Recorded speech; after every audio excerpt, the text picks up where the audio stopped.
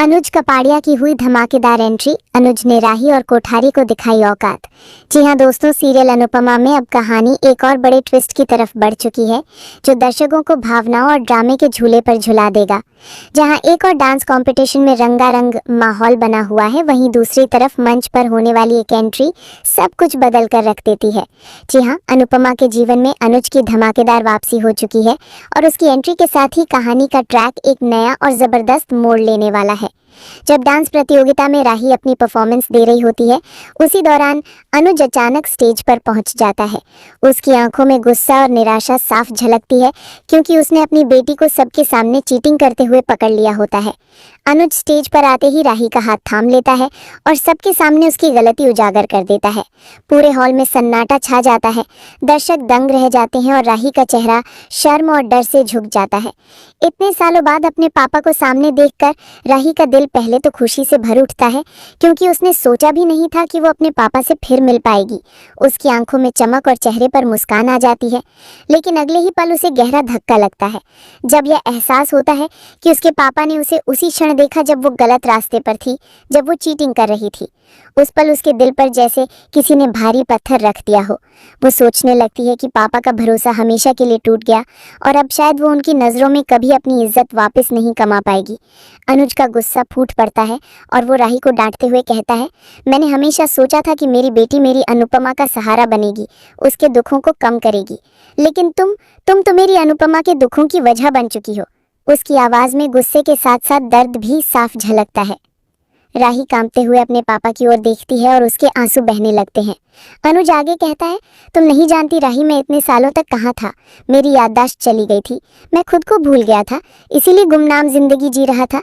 लेकिन जैसे ही मेरी यादें लौटी, सबसे पहले मैं अहमदाबाद भाग कर आया ताकि अपनी अनुपमा को ढूंढ सकूं, अपनी बेटी को गले लगा सकूं।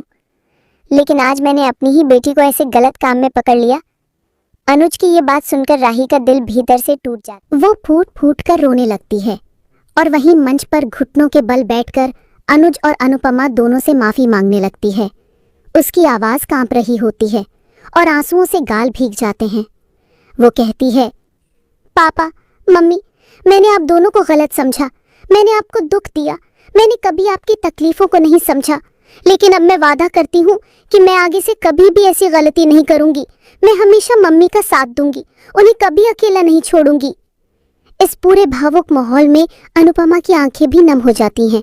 वो अपनी बेटी को देखती है और उसके मन में उम्मीद की किरण जाग उठती है कि शायद अब माँ बेटी के रिश्ते की दरार भर सकेगी। लेकिन अनुज अभी भी सख्त लहजे में राही से कहता है, राही, अगर तुम अपनी माँ को प्यार और सम्मान नहीं दोगी तो तुम्हें मेरे प्यार का भी कोई हक नहीं है। याद रखना, मैंने अपनी जिंदगी का सबसे बड़ा सहारा अनुपमा को माना है। अगर तुम उन्हें चोट पहुंचाओगी तो ये मेरे दिल पर चोट होगी। ये सुनकर राही और जोर से रो पड़ती है। उसका दिल डर और पछतावे से भर जाता है। वो दौड़कर अपनी माँ अनुपमा के गले लगती है और सच्चे दिल से माफी मांगती है। वो कहती है, मम्मी, मैंने आपको बहुत रुलाया, लेकिन अब मैं वादा करती हूँ कि आपको कभी अकेला नहीं छोड़ूंगी, हमेशा आपके साथ रहूंगी और आपको वो प्यार और सम्मान दूंगी जिसके आप हकदार हैं। अनुपमा अपनी बेटी को गले लगाकर आंसुओं से भीग जाती है। उसकी आंखों में खुशी और दर्द दोनों मिलकर चमक रहे होते हैं। ये वो पल होता है जिसका अनुपमा बरसों से इंतजार कर रही थी, अपनी बेटी से दिल से माँ कहलाने का पल। इसके बाद कहानी में नया ट्विस्ट आता है, जब अनुज अनुपमा का हाथ थामकर उसे एक बेहद आलीशान घर में लेकर जाता है। घर इतना बड़ा और भव्य होता है कि अनुपमा की आंखें आश्चर्य से खुली रह जाती हैं। अनुज उसके सामने खड़ा होकर कहता है, अनु, अब ये सब तुम्हारा है। ये घर, ये खुशियाँ, ये सम्मान सब तुम्हारा है। अब तुम्हारी जिंदगी हमेशा के लिए बदलने वाली है। अनुपमा की आंखों से आंसू छलक पड़ते हैं। वो अनुज का हाथ कसकर पकड़ लेती है और कांपते हुई आवाज में कहती है, मेरे लिए सबसे बड़ी खुशी ये नहीं है कि मेरे पास आलीशान घर है या दौलत है। मेरी असली खुशी तो यही है कि मेरी बेटी मेरे साथ है और मेरा अनुज मेरे साथ है। अब मुझे और कुछ नहीं चाहिए। अनुज उसकी आंखों में देखता है और मुस्कुराता है। वो समझ जाता है कि अनुपमा के लिए रिश्तों का प्यार और अपनापन ही सबसे बड़ी दौलत है। इस बीच राही भी आगे बढ़कर अपने पापा और मम्मी का हाथ पकड़ लेती है और कहती है कि अब ये परिवार फिर से पूरा हो गया है। लेकिन सीरियल की कहानी यहाँ खत्म नहीं होती। दर्शकों के मन में सवाल उठता है कि क्या अनुज की इस वापसी के बाद अनुपमा और राही के बीच की दरार हमेशा के लिए मिट जाएगी? क्या सचमुच राही अपनी माँ को दिल से अपना पाएगी? और क्या ये नया सफर अनुपमा की जिंदगी में सुकून और खुशियां लेकर आएगा, या फिर कोई नई चुनौती उनका इंतजार कर रही है? ये देखना अब बेहद दिलचस्प होगा। अनुपमा, अनुज और राही का हाथ एक साथ पकड़ना मानो इस टूटे हुए परिवार को फिर से जोड़ने का प्रतीक था। उस पल वहां मौजूद हर कोई भावुक हो गया। दर्शकों की तालियां गूंज उठी, लेकिन इस खुशी के माहौल में भी कहीं न कहीं एक डर था। क्या सच में अब सब कुछ पहले जैसा हो पाएगा? क्या ये परिवार फिर से खुशहाल बन सकेगा, या फिर भाग्य इनके सामने कोई और कठिन परीक्षा रखेगा? घर लौटने के बाद अनुज और अनुपमा लंबे समय तक बातें करते हैं। अनुज ऐसे बताता है कि किस तरह याददाश्त खोने के बाद उसने संघर्ष भरी जिंदगी जी, और जब अचानक सब याद आया तो सबसे पहले उसे अनुपमा और राही की चिंता हुई।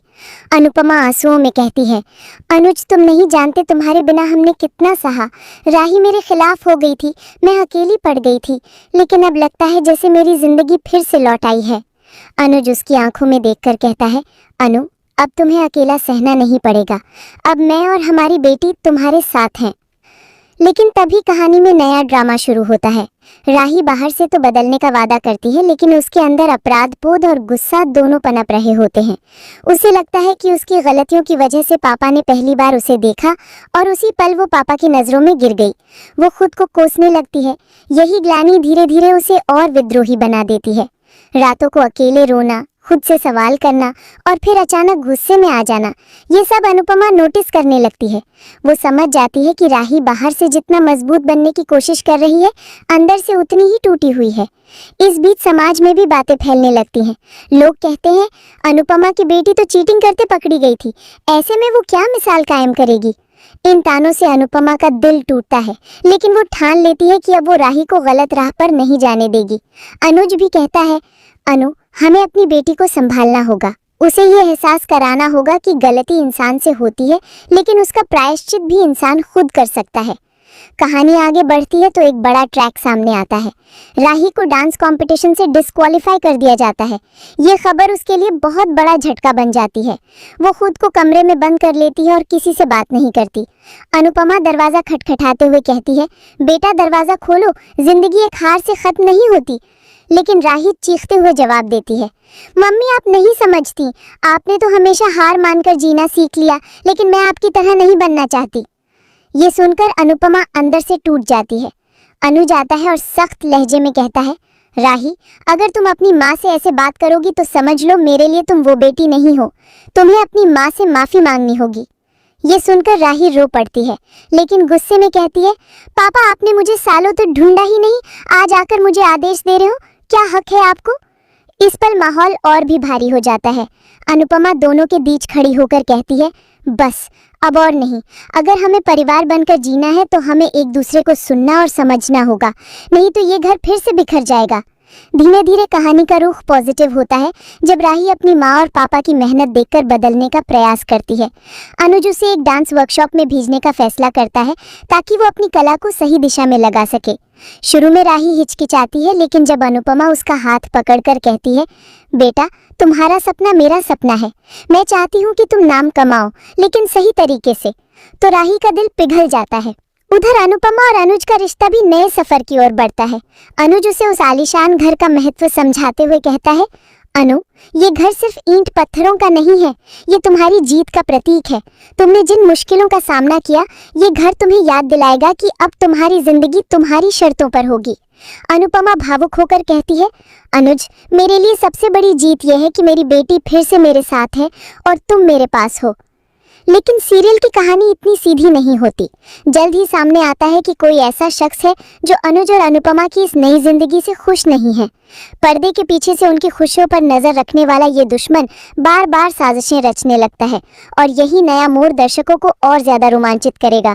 क्या अनुपमा, अनुज और राही मिलकर इस नई चुनौती का सामना कर पाएंगे? कौन करेगा प्रार्थना का कन्यादान देखकर उड़े साहा परिवार के होश? जी हाँ दोस्तों, अनुपमा सीरियल से जुड़ा एक नया और बड़ा अपडेट लेकर हम हाजिर हैं। रीसेंट एपिसोड्स में कहानी ने एक ऐसा मोड़ लिया है जिसने दर्शकों की दिलचस्पी को और भी बढ़ा दिया है।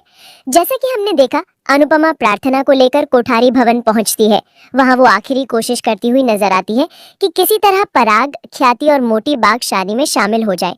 अनुपमा के शब्दों में वो अपनों से सिर्फ इतना चाहती है कि वो आकर इस शादी को आशीर्वाद दे, क्योंकि आखिरकार ये सिर्फ दो लोगों का मिलन नहीं बल्कि दो परिवारों का भी रिश्ता है। हालांकि शुरुआत में पराग शांत दिखाई देता है, उसकी चुप्पी बहुत कुछ कहती है, क्योंकि वो अंदर ही अंदर कई भावनाओं और उलझनों से जूझ रहा है। लेकिन जैसे जैसे बातचीत आगे बढ़ती है, पराग भी अपनी राय रखता है। उसका कहना है कि माँ बाप के इरादों के खिलाफ जाकर बेटी को नहीं जाना चाहिए। इस बयान से साफ हो जाता है कि वो अभी भी मन ही मन इस रिश्ते को स्वीकार नहीं कर पाया है।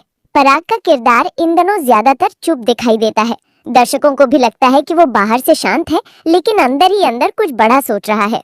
वहीं दूसरी तरफ ख्याति खुलकर प्रार्थना के खिलाफ बोलती हुई दिखती है। उसकी बातें न सिर्फ रिश्तों को चोट पहुंचाती हैं, बल्कि अनुपमा और प्रार्थना दोनों के चरित्र पर सवाल खड़े करती हैं। मोटी बा भी अपने अंदाज में अनुपमा और प्रार्थना की नीयत पर उंगली उठाते हुए नजर आते हैं। आने वाले एपिसोड्स में यही विवाद और भी खुलकर सामने आने वाला है। अब सबसे बड़ा सवाल ये खड़ा होता है कि अगर पराग, ख्याति और मोटी बाग शादी में शामिल नहीं होंगे तो प्रार्थना का कन्यादान फिर आखिर कौन करेगा? कन्यादान हमेशा से भारतीय शादियों में सबसे अहम रस्म मानी जाती है। ये सिर्फ एक परंपरा नहीं बल्कि भावनाओं और विश्वास का प्रतीक है। यही वजह है कि दर्शक इस बात को लेकर बेहद उत्सुक थे कि अंश और प्रार्थना की शादी में ये जिम्मेदारी कौन निभाएगा। शादी से पहले हल्दी की रस्म का भी एक वीडियो सामने आया था, जिसमें अनुपमा को हल्दी पीसते हुए दिखाया गया। इस सीन में अनुपमा बेहद इमोशनल हो जाती है। वो समर को याद करते हुए भारती से अपने दिल की बातें करती है। अनुपमा की आंखों में आंसू और चेहरे पर पीड़ा साफ झलकती है। ये सीन दर्शकों को अंदर तक छू गया, क्योंकि अनुपमा ने एक बार फिर अपने खोए हुए बेटे को याद किया और ये जताया कि उसकी हर खुशी में आज भी समर की कमी खलती है। अब बारी आती है शादी के दिन की। दर्शकों में उत्सुकता थी कि कहीं शादी के दिन कोई हंगामा न हो जाए, लेकिन इस बार कहानी कुछ अलग ही मोड़ लेती है।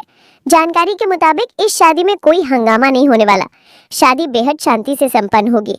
सोशल मीडिया पर पहले ही शादी के फुटेज वायरल हो चुके हैं, जिनसे ये साफ हो गया है कि शादी में कोई बड़ा विवाद नहीं होगा।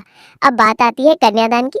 तो आपको बता दें कि प्रार्थना का कन्यादान कोई और नहीं बल्कि प्रेम और राही करेंगे। जी हाँ, पराग इस शादी में शामिल नहीं होगा। यही वजह है कि ख्याति और मोटी बाग के आने का तो सवाल ही नहीं उठता। शादी के मंडप में कोठारी परिवार का कोई सदस्य नजर नहीं आएगा, लेकिन प्रेम और राही मिलकर प्रार्थना का कन्यादान करेंगे। ये सीन बेहद भावुक होने वाला है, क्योंकि पहली बार अनुपमा की बेटी राही इस जिम्मेदारी को निभाती हुई नजर आएगी। अब सवाल उठता है कि पराग आखिर शादी में क्यों नहीं आएगा। इसके पीछे भी एक बड़ा कारण है। दरअसल पराग खुद चाहता है कि प्रार्थना की शादी अंश से शांति से हो जाए, इसीलिए उसने खुद को दूर रखा। पराग जानता है कि अगर वो शादी में मौजूद रहा तो विवाद बढ़ सकता है, इसीलिए उसने गौतम पर नजर रखने और हालात को संतुलित करने का फैसला किया। यही वजह है कि आने वाले दिनों में दर्शक पराग को प्रार्थना की शादी में नहीं देख पाएंगे। शादी का माहौल बेहद भावुक और शांति से भरा होगा। अनुपमा खुद अपनी बेटी जैसी प्रार्थना के लिए गर्व महसूस करेगी। कन्यादान का सीन दर्शकों के लिए एक यादगार पल बनेगा, क्योंकि इसमें एक माँ की जगह बेटी राही और प्रेम मिलकर ये परंपरा निभाएंगे। लेकिन कहानी यहीं खत्म नहीं होती। अब सबसे बड़ा ट्विस्ट आगे छिपा है। सवाल ये है कि क्या ये शादी लंबे समय तक टिकेगी? जैसा कि वसुंधरा कोठारी ने पहले ही कहा था कि ये शादी ज्यादा दिन तक नहीं चलेगी और प्रार्थना जल्द ही कोठारी भवन वापस आ जाएगी। क्या वाकई ऐसा होगा? क्या ये शादी भी उसी तरह टूटेगी जैसे पहले डिम्पी और समर का रिश्ता टूटा था? या फिर इस बार प्रार्थना और अंश का रिश्ता सबकी उम्मीदों पर खरा उतरेगा और लंबे समय तक साथ रहेगा? फिलहाल तो इतना तय है कि शादी शांति से संपन्न होगी। कोठारी परिवार का कोई सदस्य इसमें शामिल नहीं होगा और कन्यादान का पवित्र कार्य प्रेम और राही करेंगे। दर्शकों के लिए ये पल बेहद भावुक और अहम होगा, क्योंकि इसमें रिश्तों की जटिलता, भावनाओं की गहराई और परंपरा का महत्व सब कुछ एक साथ नजर आएगा। तो दोस्तों, ये था अनुपमा सीरियल से जुड़ा बड़ा अपडेट। अब देखना ये होगा कि आगे की कहानी किस दिशा में जाती है। क्या वसुंधरा की बात सच होगी और ये शादी टूट जाएगी, या फिर प्रार्थना और अंश का रिश्ता दर्शकों को एक नई मिसाल दे? शादी का दिन आखिरकार पूरे शबाब पर था। मंडप सजा हुआ था, वातावरण में मंगल गीत गूंज रहे थे और चारों तरफ खुशियों का माहौल था। हालांकि इस बार एक अजीब सी खालीपन भी साफ महसूस हो रही थी, क्योंकि कोठारी परिवार का कोई सदस्य वहां मौजूद नहीं था। पराग, ख्याति और मोटी बा की गैर मौजूदगी सबको खल रही थी। लेकिन अनुपमा ने अपने मन को समझाया कि जीवन में हर रिश्ता हर वक्त साथ नहीं निभा सकता। उसने अपने दिल पर पत्थर रखकर यह स्वीकार कर लिया कि कम से कम प्रार्थना की शादी शांति से हो रही है, यही सबसे बड़ी बात है। मंडप में बैठी प्रार्थना बेहद खूबसूरत लग रही थी। उसकी आंखों में खुशी के साथ साथ थोड़ी बेचैनी भी थी। वो चाहती थी कि उसके माता पिता और परिवार वाले इस पल के गवाह बने, लेकिन परिस्थितियां उसके हाथ में नहीं थी। अंश उसके बगल में बैठा था और उसकी मुस्कान प्रार्थना को सहारा दे रही थी। अनुपमा ने मन ही मन भगवान से प्रार्थना की, हे प्रभु, इस रिश्ते को मजबूती देना ताकि ये जीवन भर साथ निभाए। शादी की रस्में शुरू हुई। जैसे ही कन्यादान की बारी आई, माहौल भावुक हो गया। सबकी निगाहें इस बात पर टिक गईं कि आखिर ये पवित्र रस्म कौन निभाएगा। तभी अनुपमा ने राही और प्रेम को आगे बढ़ने का इशारा किया। राही की आंखों में आंसू थे, लेकिन चेहरा गर्व से चमक रहा था। वो पहली बार इतनी बड़ी जिम्मेदारी निभाने जा रही थी। प्रेम ने उसके कंधे पर हाथ रखकर हिम्मत दी। दोनों ने मिलकर प्रार्थना का कन्यादान किया। ये दृश्य इतना भावुक था कि वहां मौजूद हर किसी की आंखें नम हो गई। अनुपमा के लिए ये पल शब्दों से परे था। उसे ऐसा लगा मानो उसकी बेटी राही अब सचमुच बड़ी हो गई है और वो परंपराओं को निभाने लायक बन गई है। अनुपमा ने सोचा, आज अगर समर होता तो उसे अपनी बहन जैसी प्रार्थना का कन्यादान करते देख बहुत खुशी होती। समर की याद ने उसकी आंखों को फिर से भिगा दिया, लेकिन साथ ही उसे राही पर गर्व भी हुआ। शादी बेहद शांति से संपन्न हुई। मंत्रोच्चार और आशीर्वादों के बीच प्रार्थना और अंश 7 फेरों के बंधन में बंध गए। जैसे ही शादी पूरी हुई, पूरा हॉल तालियों के गड़गड़ाहट से गूंज उठा। सोशल मीडिया पर पहले से ही वायरल हो चुके वीडियो अब और तेजी से फैलने लगे। लोग इस शादी को अनुपमा की सबसे बड़ी जीत कहने लगे, क्योंकि उसने तमाम मुश्किलों के बावजूद प्रार्थना का घर बसा दिया था। लेकिन कहानी यहीं खत्म नहीं हुई। शादी के तुरंत बाद ही एक नया तूफान उठ खड़ा हुआ। शादी से लौटते वक्त अनुपमा और राही को कुछ लोगों ने रोकने की कोशिश की। ये वही लोग थे जिन्हें ख्याति ने भेजा था। ख्याति जो बाहर से शांत दिख रही थी, असल में भीतर से जलन और गुस्से से भरी हुई थी। उसे ये बर्दाश्त नहीं हुआ कि प्रार्थना की शादी उसके बिना भी इतनी आसानी से हो गई और अनुपमा फिर से सबकी नजरों में मजबूत और महान बन गई। ख्याति ने मन ही मन ठान लिया कि वो इस रिश्ते को टिकने नहीं देगी। इधर शादी का पहला दिन भी चुनौती से भरा हुआ था। वसुंधरा कोठारी, जिसने पहले ही कहा था कि ये रिश्ता टिकेगा नहीं, अब और सक्रिय हो गई थी। उसने अंश को बार बार समझाने की कोशिश की कि प्रार्थना उसके परिवार के लायक नहीं है। शुरुआत में अंश ने इन बातों को नजरअंदाज किया, लेकिन धीरे धीरे वो दबाव महसूस करने लगा। प्रार्थना ने अंश को भरोसे में लेने की कोशिश की, लेकिन नए रिश्ते की नाजुक शुरुआत में ये दबाव उनके बीच दरार डाल सकता था। अनुपमा को जब इस बात का एहसास हुआ तो उसने प्रार्थना को समझाया, बेटा, शादी के शुरुआती दिन ही सबसे कठिन होते हैं। ये वक्त है जब तुम्हें धैर्य, विश्वास और प्यार से हर समस्या का सामना करना होगा। याद रखो, हर रिश्ते की परीक्षा इसी दौर में होती है। अनुपमा के शब्दों ने प्रार्थना को हिम्मत दी। राही भी अपनी बहन जैसी प्रार्थना के साथ खड़ी थी। उसने कहा, मम्मी ठीक कहती हैं दीदी, हम सब आपके साथ हैं। चाहे दुनिया आपके खिलाफ क्यों ना हो, आप अकेले नहीं हैं। प्रार्थना ने राही को गले लगा लिया। उसे ये महसूस हुआ कि असली परिवार वही है जो हर हाल में साथ खड़ा रहे। इधर पराग की चुप्पी अब और रहस्यमयी होती जा रही थी। उसने शादी में शांति बनाए रखने के लिए दूरी तो बनाई, लेकिन उसके मन में अब भी कई सवाल थे। वो जानता था कि ख्याति और वसुंधरा चैन से बैठने वाली नहीं है। पराग सोच रहा था कि कब और कैसे वो इन सबकी चालों का पर्दाफाश करे। कुछ ही दिनों बाद अंश और प्रार्थना की शादी पर एक और बड़ा संकट आया। ख्याति ने सोशल मीडिया पर अफवाह फैलानी शुरू कर दी कि प्रार्थना ने शादी केवल संपत्ति और नाम के लिए की है। उसने पुराने कुछ झूठे वीडियो और तस्वीरें भी एडिट करके वायरल कर दी। इससे अंश के परिवार में तनाव और बढ़ गया। कई लोग प्रार्थना पर उंगली उठाने लगे। अनुपमा ने जब ये सब देखा तो उसका खून खौल उठा। उसने ठान लिया कि वो इस बार चुप नहीं बैठेगी। अनुपमा ने खुद सबूत इकट्ठे करने शुरू कर दिए ताकि ख्याति की साजिश का सच सबके सामने ला सके। प्रेम और राही भी इसमें उसका साथ दे रहे थे। धीरे धीरे सच्चाई सामने आने लगी। एक दिन ऐसा आया जब अनुपमा ने सबके सामने ख्याति की पोल खोल दी। उसने सबूतों के साथ दिखाया कि प्रार्थना के खिलाफ जो भी बातें फैलाई जा रही हैं, वो सब ख्याति की गंदी चालें हैं। ये सुनकर पूरा हॉल सन्न रह गया। वसुंधरा तक को ख्याति की करतूतें रहकर शर्मिंदा होना पड़ा।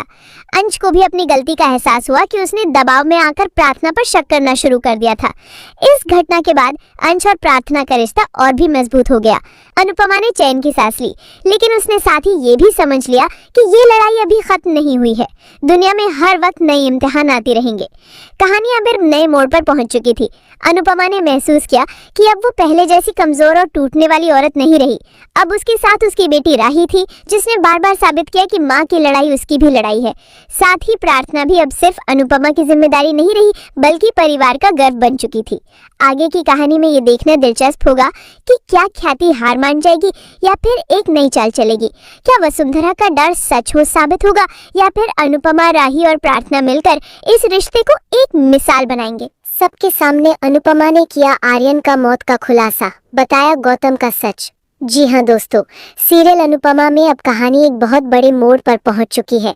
आने वाले ट्रैक में दर्शकों को ऐसा सच देखने को मिलने वाला है जिसने अब तक सभी को उलझन और सवालों में डाला हुआ था। ये सच अनुपमा के सामने आर्यन की मौत का है। लंबे समय से ये रहस्य छुपा हुआ था कि आखिर आर्यन की मौत कैसे हुई, लेकिन अब धीरे धीरे परतें खुलने वाली हैं और सामने आएगा असली गुनहगार। अनुपमा को इस रहस्य का पता तब चलता है जब वो अकेले में गौतम से मिलती है। गौतम, जो हमेशा से ही रहस्यमयी और चालाक दिखाई देता रहा है, इस बार अपनी असलियत छुपा नहीं पाता। गुस्से में उसकी जुबान फिसल जाती है और वो अनुपमा के सामने कबूल कर बैठता है कि आर्यन की मौत कोई हादसा नहीं थी, बल्कि उसकी ही एक खतरनाक साजिश का नतीजा थी। गौतम की आंखों में नफरत और चेहरे पर डरावनी हंसी साफ झलकती है। वो अनुपमा से कहता है, मैंने तुम्हारे आर्यन की जिंदगी बर्बाद की और अब तुम्हारी पोते अंश की जिंदगी भी नर्क बना दूंगा।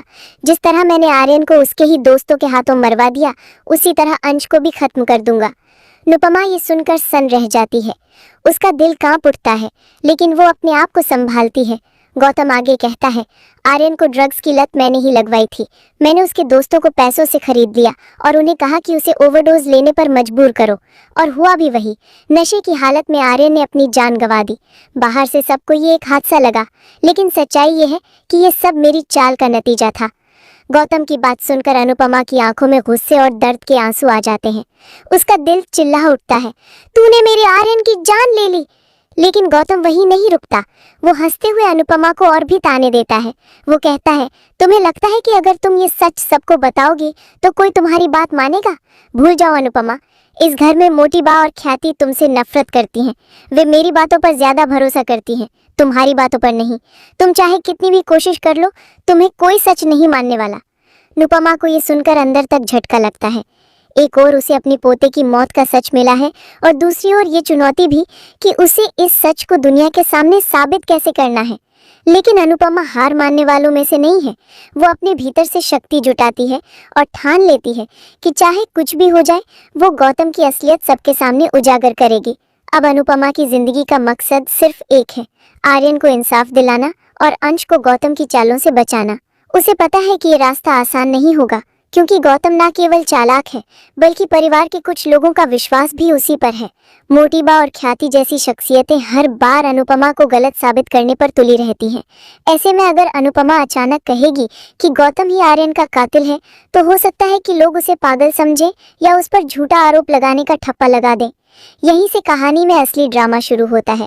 अनुपमा खुद से सवाल करती है, मैं कैसे साबित करूं कि आर्यन की मौत के पीछे वही शख्स है जो आज मासूम बनकर सबका विश्वास जीत रहा है? कैसे बताऊं कि उसने मेरे पोते की जान छीन ली? अनुपमा को आर्यन की यादें घेर लेती हैं। उसकी आंखों के सामने आर्यन की मासूम हंसी, उसकी बातें और उसका अधूरा सपना घूमने लगता है। अनुपमा खुद से कहती है, आर्यन, मैं तुझे वादा करती हूँ कि तुझे इंसाफ दिलाऊंगी, चाहे इसके लिए मुझे कितनी भी मुश्किलों से गुजरना पड़े। मैं पीछे नहीं हटूंगी। गौतम दूसरी ओर और चालें चलना शुरू कर देता है। वो अंश के खिलाफ साजिश रचने लगता है ताकि धीरे धीरे उसे भी उसी दलदल में ढकेला जा सके जिसमें उसने आर्यन को ढकेला था। लेकिन अनुपमा अब हर पल सतर्क है। उसे पता है कि गौतम किसी भी हद तक जा सकता है। अब कहानी एक ऐसी स्थिति में पहुंच गई है जहां अनुपमा को अपने रिश्तों की परीक्षा देनी होगी। उसे न केवल गौतम की पोल खोलनी है, बल्कि अपने परिवार को ये विश्वास दिलाना है कि वो झूठ नहीं बोल रही। इस सफर में उसे बहुत विरोध, ताने और अपमान सहने पड़ेंगे, लेकिन उसकी आत्मा और माँ का दिल उसे हारने नहीं देंगे। ये ट्रैक दर्शकों को भावनाओं और सस्पेंस की गहराई में ले जाने वाला है।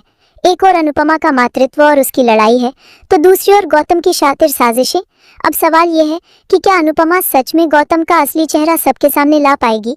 क्या वो आर्यन को इंसाफ दिला पाएगी और क्या अंश को बचाने में कामयाब होगी? फिलहाल तो इतना तय है कि आने वाले एपिसोड्स में दर्शकों को एक के बाद एक बड़े खुलासे देखने को मिलेंगे।